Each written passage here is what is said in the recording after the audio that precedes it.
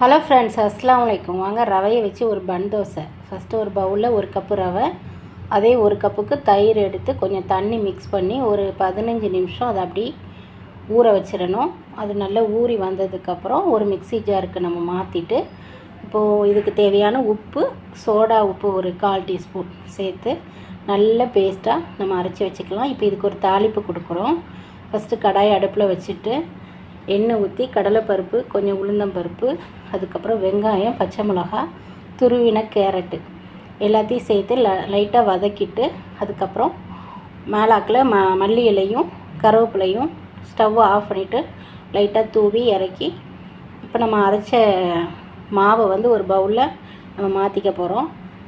பவுலில் மாற்றிட்டு அதுக்கப்புறம் நம்ம அரைச்ச அந்த கலவையை அதோடு சேர்த்து நல்லா மிக்ஸ் பண்ணிவிட்டு, இப்போ ஒரு அதாவது எப்படி சொல்கிறது, குடுவையான பாத்திரம் மாதிரி வச்சு அதில் 1 டேபிள் ஸ்பூன் எண்ணெய் ஊற்றி ஒரு கரண்டி அப்படியே ஊற்றிட்டு மூடி வச்சு வேக வச்சு திருப்பி போட்டு எடுத்திங்கன்னா ஒரு அழகான ரவையை வச்சு பன் தோசை ரொம்ப சீக்கிரமாக 10 நிமிஷத்தில் நம்ம ரெடி பண்ணிடலாம். இதுக்கு வந்து ஒரு கார சட்னி வச்சு சாப்பிட்டிங்கன்னா அல்டிமேட்டாக இருக்கும்.